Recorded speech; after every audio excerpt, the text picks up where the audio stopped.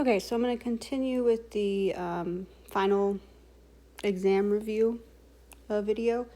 This might end up being 3 parts, so we'll see how far I can get in this video.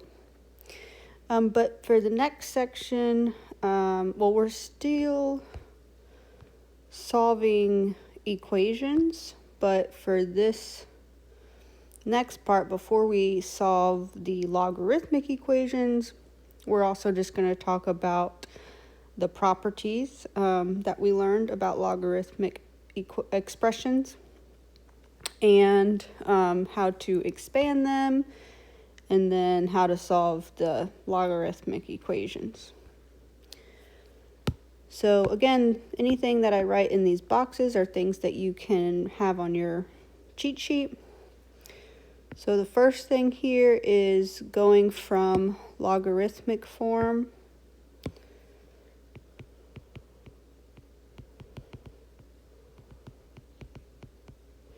to the exponential form. So you can have that on your cheat sheet. So we use this to solve logarithm equations. And then sometimes they'll just ask us to rewrite a logarithmic form in its exponential form or vice versa. And then 2 ways to solve the logarithmic equations. The first is we can use that property of logarithmic equality, which says that if we get 2 logs of the same base equal to each other in an equation, we can just cancel the log base a and set what the expressions inside the log equal to each other.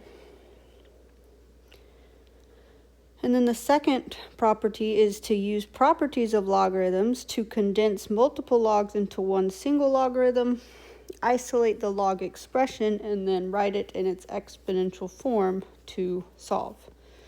And then just remember, for logarithmic equations, we have to check our answers. So we cannot take the log or ln of a negative number or 0. It's undefined. So you can always kind of plug it in your calculator, make sure you don't get an error. And if you get an error with one of those solutions, then it's not going to be part of your solution, but you have to check your answers. It's one of those mandatory types of equations. And then these are the 3 properties of logs that we learned. The product rule is the first one here. Or, I'm sorry. This is the power rule,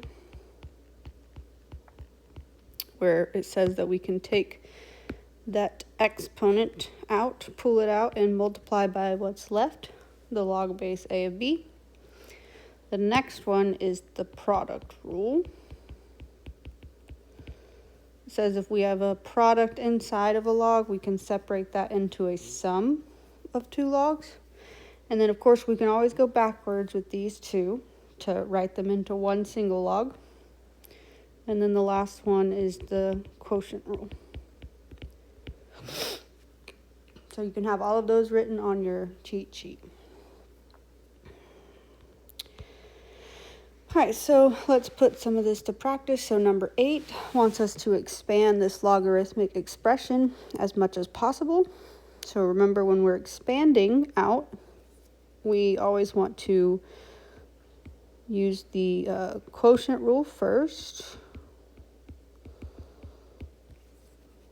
then the product rule, and then the power rule.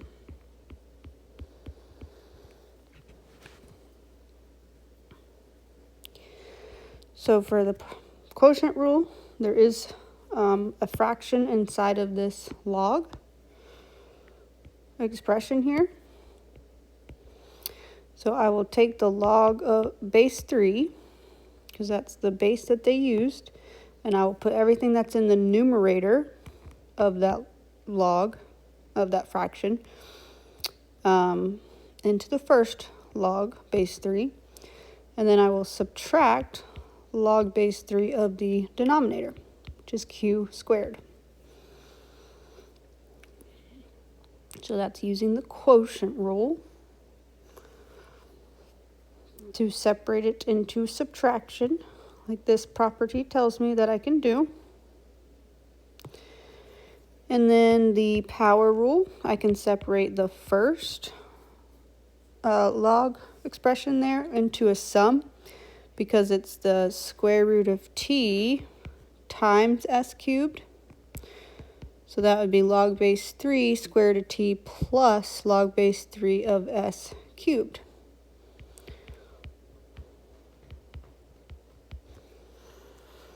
So I separated this one into a sum of two logs using the product rule. And then finally, any things that have exponents, I can pull them out front and multiply by what's left using the power rule. And right here in this first one, we need to be aware that if it has a radical, we need to rewrite that in its exponent form. So the square root of t is equal to t to the 1/2 power. So I'm going to use that fact to rewrite this as 1/2 times log base 3 of t.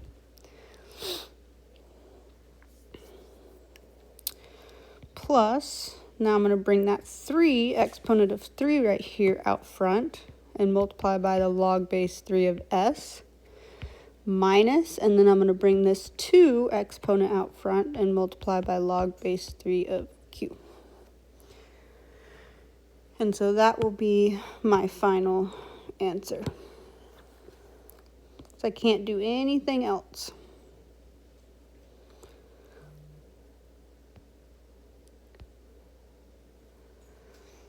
Number 9 wants me to solve this logarithmic equation. So in this type of equation, I have 2 logs on the left. So I want to condense those 2 into one single logarithm using one of those properties. And because they're being subtracted, this is going to be using the quotient rule because they're being subtracted. So I can go backwards in the quotient rule here.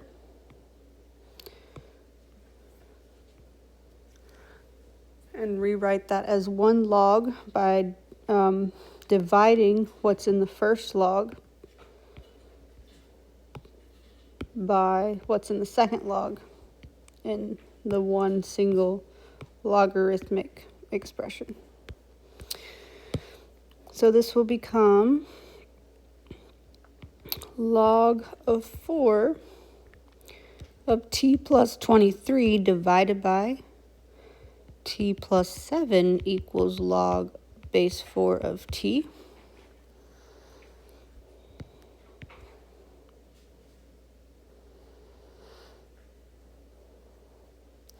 And now that I have 2 logs equal to each other on each side of the equation, I can cancel the log base 4s and then just be left with t plus 23 over t plus 7 equals t.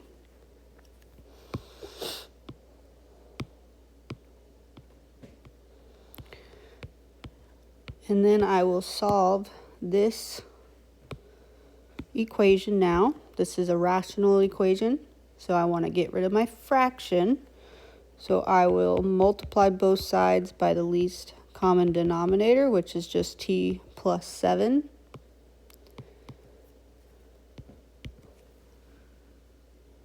So that I can cancel the t plus 7s on the left.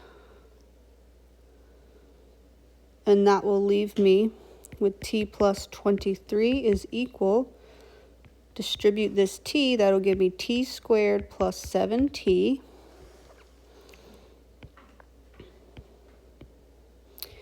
Now from here, this is a quadratic equation.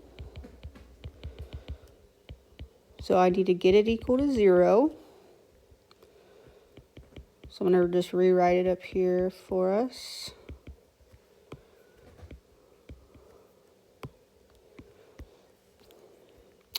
So I'm going to subtract t to both sides.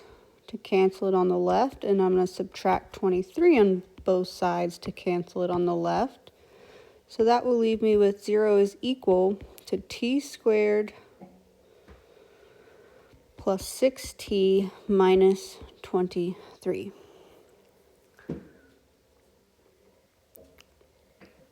Okay, now on your final exam, you'll have a question like this and you'll get to this point, but you will be able to factor this quadratic nicely on your exam. But for this problem, it's a little harder. This one doesn't factor nicely. So we would have to use the quadratic equation. So I would have to plug in my b and my c and my a into that negative b plus or minus the square root of b squared minus 4ac all over 2a, the quadratic formula.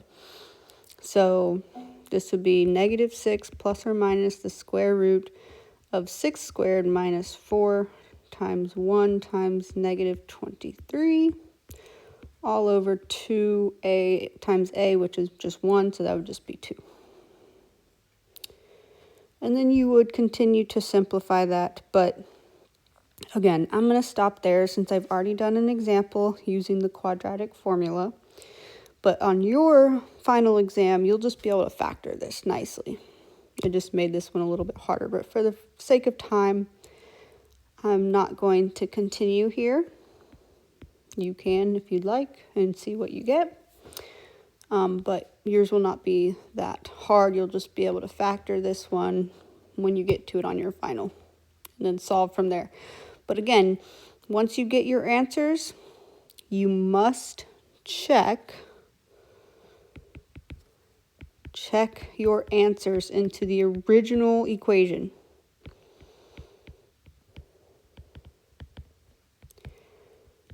That's another reason why I'm not continuing, because this example I made up has imaginary solutions, and it's just too much. You won't have to do that. But when you factor it and you solve each factor and get your answer, then you must plug them in to the original. Make sure they don't make any of those log expressions negative on the inside or 0. If they do, then it will not be part of your answer.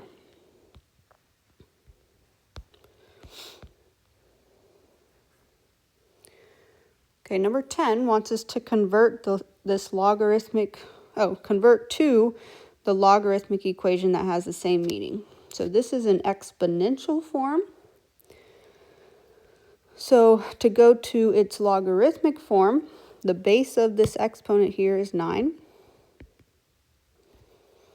And 1/2 is the exponent. So I know I can start with the base, log base 9. And then the 3 will go on the inside. And this will be equal to 1/2. Because the log is always equal to the exponent. So that's just using that. Use colors here.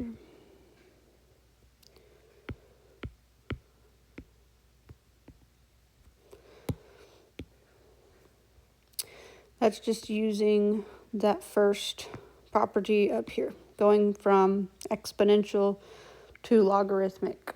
So you can go both ways. So you're just following that formula and plugging in. The a is your base here, so that would become the base of your log. The x is the exponent, so that will be what the log's equal to. And then the b is what goes inside the expression.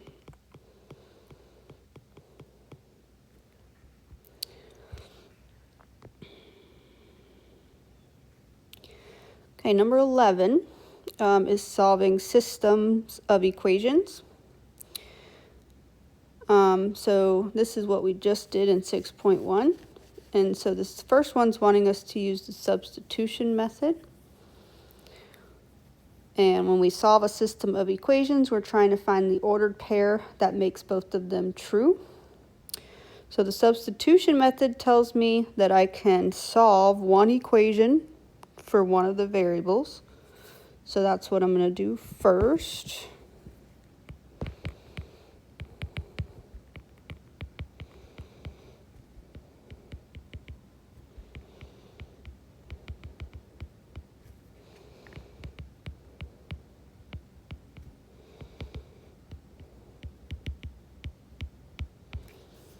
So I'm going to solve the first equation here. Label these 1 and 2. I'll solve the first equation for x, because that's easy to get the x by itself. So I will subtract 9y from both sides.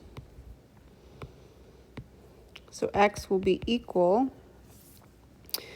to 46 minus 9y.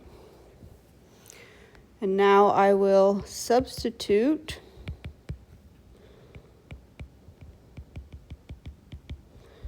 (46 minus 9y) for x, since that's what it told me it was equal to, in equation 2,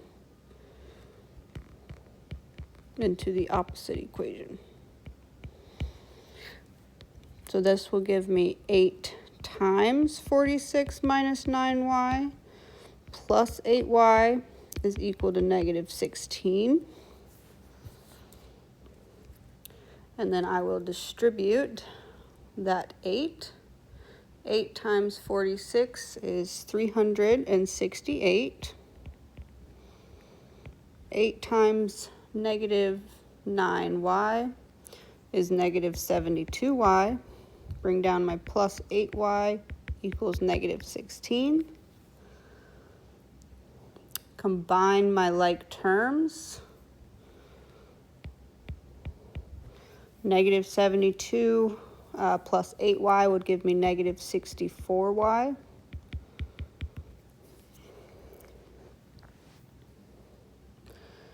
And then I'm going to subtract 368 from both sides.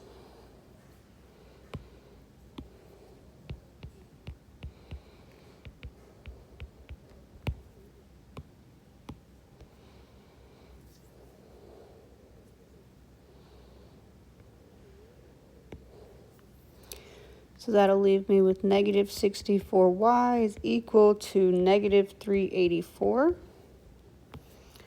And then divide both sides by negative 64.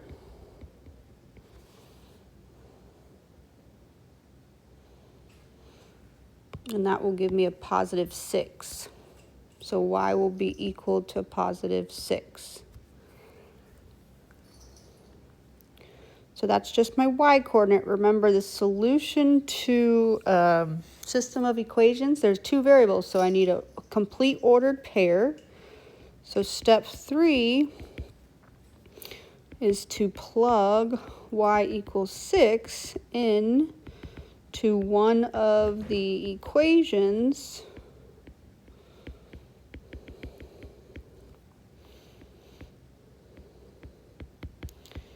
and solve for x. So it doesn't matter which one you pick. I'll just plug it into number 1.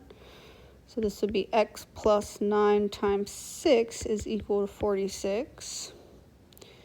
9 times 6 is 54. And then subtract 54 from both sides.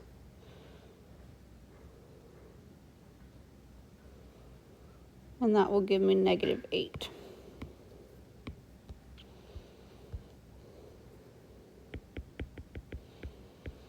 So the final answer is the ordered pair where x comes first and then y comes second. So negative 8, 6.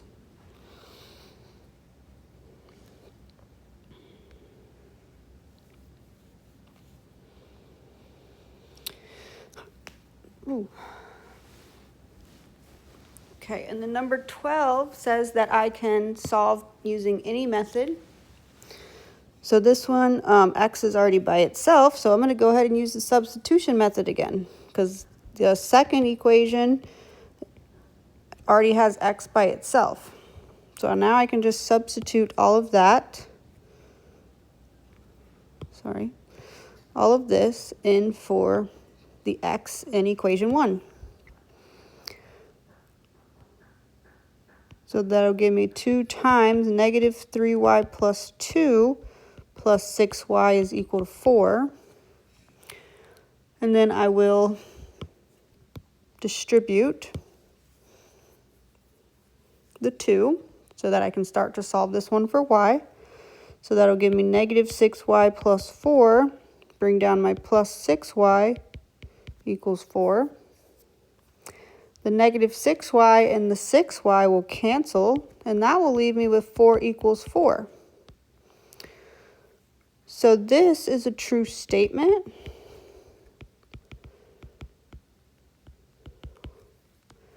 Which means that the solution is an infinitely many points.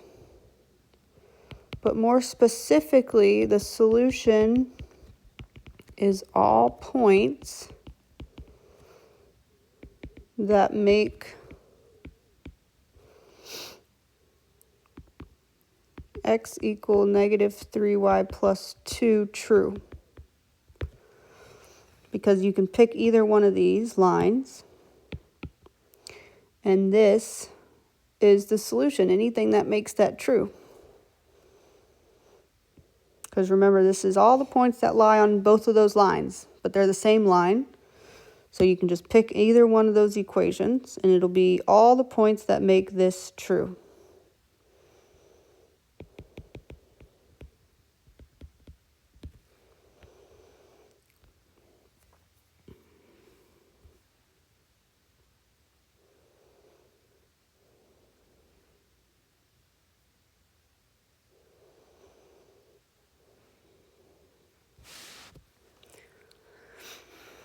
Okay. All right, so then that was for solving equations. So the next section is about graphs and their functions. And I have the library of functions here just to remind you of them. And then the first type we're going to do is linear equations. So just remember, this is basic form of a linear equation. This is the slope-intercept form that tells us the slope and the y-intercept, as long as we have y by itself on one side. This is the point-slope form that we use to create an equation of a line if they give us a point and a slope on the line. And then this is the equation to find the slope between 2 points on a line. So for number 1 here, it wants us to just graph this equation using the slope and the y-intercept. So to do that, I need to solve this for y.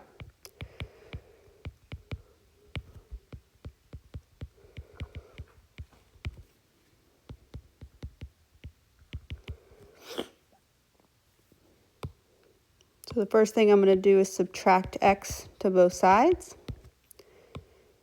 And that will leave me with 3y is equal to just negative x. And then divide both sides by 3. So y would be equal to negative x over 3, which is the same thing as negative 1/3 times x. So, comparing it to slope-intercept form, there's no constant being added here, which means that b is 0. So the y-intercept would just be the point 0, 0.